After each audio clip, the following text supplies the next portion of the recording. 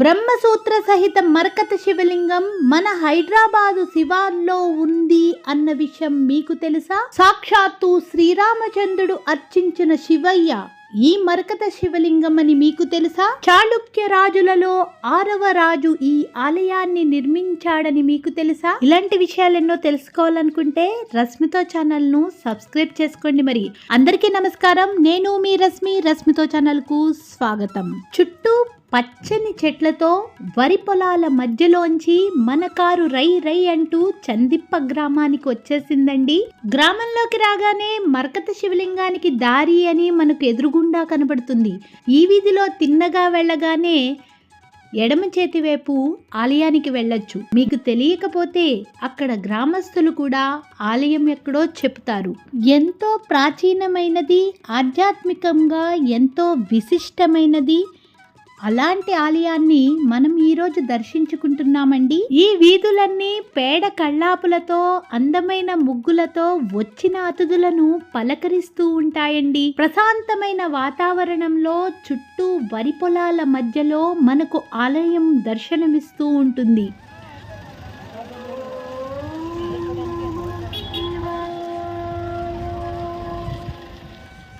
సకల దేవతలు గోమాతలో కొలువై ఉంటారు.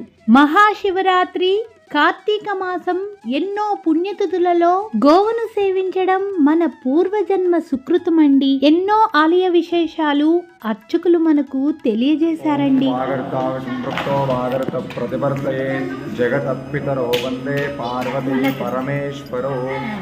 ఓం నమః శివాయ.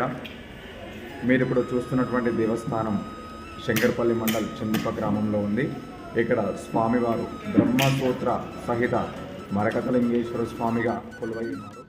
పచ్చ రంగులో అరుదైన మరకత శివలింగం, అది బ్రహ్మసూత్రం కలిగి ఉండడం. ఈ శివయ్య ముచుకుంద నది ఒడ్డున రంగారెడ్డి జిల్లా శంకరపల్లి మండలం చందిప్ప గ్రామంలో కొలువై ఉండడం ఎంతో అద్భుతమండి. ఎన్నో కోటి జన్మల పుణ్యముంటేనే ఈ స్వామిని మనం దర్శించుకోగలం. ఈ ఆలయం సుమారు 1000 ఏళ్ల నాటి క్రీస్తు శకం 1076 నుండి 1126 మధ్యకాలంలో పశ్చిమ చాళుక్య రాజు 6వ విక్రమాదిత్యుడు నిర్మించినట్లుగా ఇక్కడ ఉన్న శాసనాల ద్వారా తెలుస్తోందండి. ఈ ఆలయం ఎంత ప్రాచీనమైనదో చెప్పడానికి ఈ శివయ్యే సాక్షండి. ఇక్కడ ఆలయ పునర్నిర్మాణ కార్యక్రమాలలో, తవ్వకాలలో ఈ శివయ్య మనకు దర్శనమిచ్చాటండి. దానితోనే మనకు తెలుస్తోంది కదండి ఆలయం ఎంత చారిత్రాత్మకమైన పురాతనమైన ఆలయమో.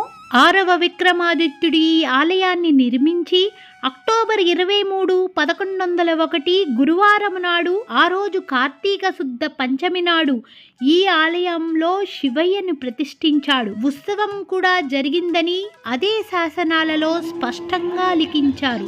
ధ్వజస్తంభాన్ని దర్శించుకున్నాక మరొక విశేషం, ఈ ఆలయంలో కోరికలు తీర్చే ఈ బండరాయండి. దీనిపైన మన బటన్ వేలను ఆంచి మనం కోరుకున్న కోరికలు తప్పక నెరవేరుతాయిటండి. ఆలయంలోనికి ప్రవేశించి స్వామివారి అభిషేకాన్ని కళ్ళారా నాతో పాటు మీరు కూడా వీక్షించండి. నంది చెవిలో ఓం నమః శివాయ చెప్పి గర్భగుడిలోకి ప్రవేశిద్దాం. పదండి మరి.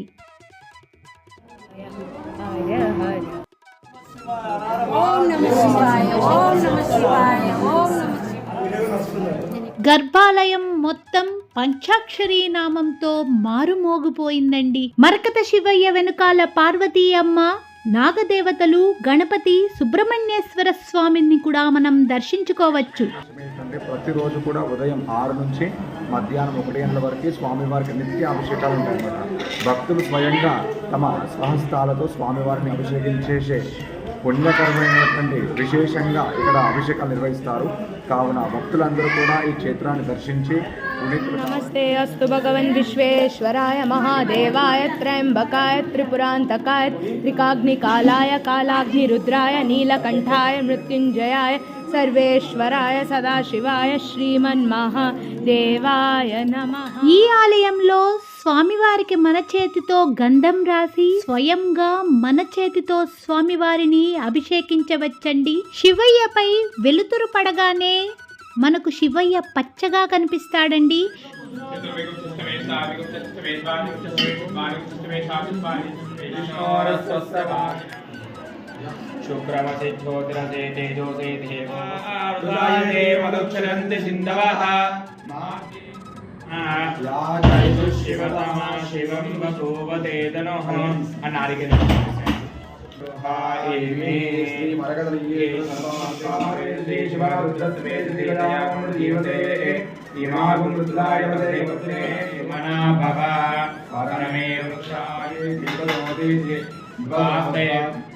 नमस्ते तेषां सहस्रयोजने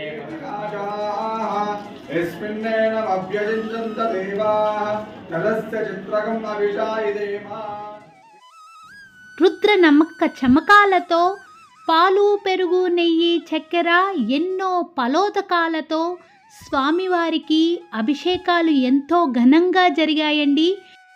విశేషం ఏమిటంటే స్వామివారికి బ్రహ్మసూత్రం ఉంటుంది. ఇలాంటి శివలింగాలు చాలా అరుదుగా ఉంటాయి.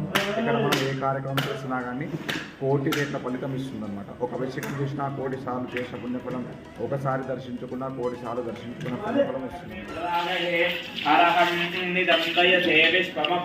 నమస్తే అస్తు భగవన్ విశ్వేశ్వరాయ మహాదేవాయ త్ర్యంబకాయ త్రిపురాంతకాయ.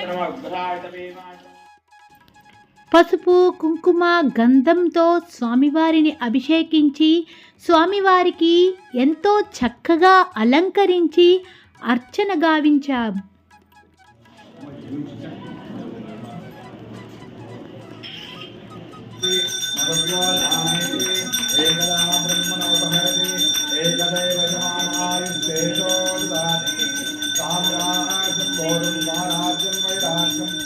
పార్వతీమాతను మరకత శివలింగ రూపంలో ఉన్న సోమేశ్వర స్వామిని నాతో పాటు మీరు దర్శించుకుని అభిషేకాన్ని కళ్ళారా చూశారు కదండి. హర హర మహాదేవ, హర హర మహాదేవ, శంభో శంకర.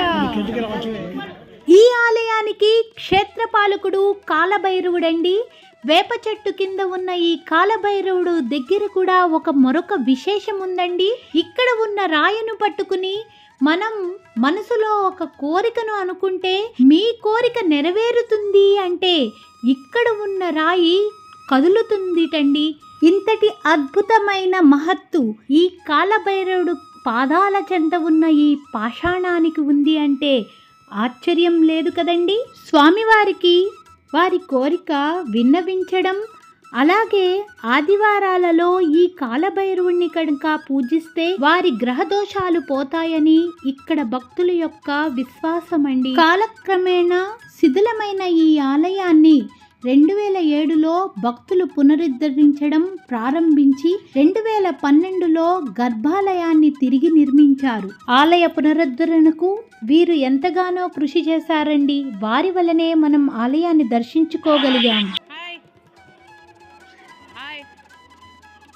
2007లో ఒక భక్తుడు శివరాత్రికి ఇక్కడ అభిషేకం చేస్తూ ఉండగా అప్పుడు శివలింగంపై ప్రసరించిన సూర్యకిరణాలు పరావర్తనం చెందడంతో దీనిని మరకత లింగంగా వీళ్ళు గుర్తించారు. ఇక్కడ ప్రసాదాన్ని కూడా వితరణ చేస్తున్నారండి. ఇక్కడ ఇంకో విషయం ఏంటంటే మీరు ఏ కార్యక్రమం అనుకున్నా కానీ ఎలాంటి బాధలు వచ్చినా కానీ స్వామివారు విని ఆ కష్టాన్ని తొలగిస్తారన్నమాట. ఓం నమః శివాయ. 5 సోమవారాలు లేక 5 పౌర్ణములు కానీ 5 మాస శివరాత్రులు కానీ మీరు స్వామివారిని దర్శించి అర్చిస్తే మీరు కోరుకున్న కోరికలు తీరుతాయని ఇక్కడ భక్తుల యొక్క నమ్మకం అండి. ఈ మరకత శివయ్య పర్లి వైద్యనాథుణ్ణి పోలి ఉంటాడటండి.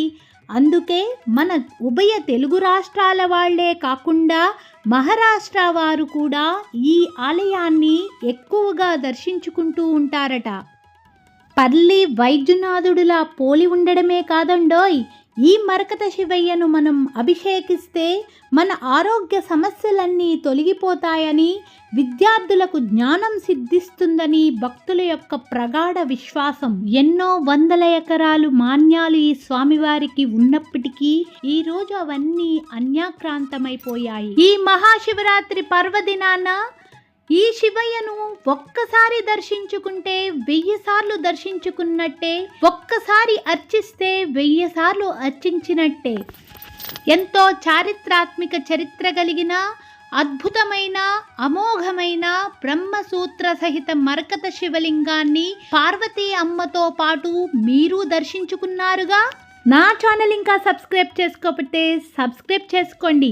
మళ్ళీ మరొక స్వామివారి దర్శనంతో మీ ముందుకు వస్తానండి, మీ రశ్మితో. జై చండి, జై జై చండి. ఓం నమః శివాయ.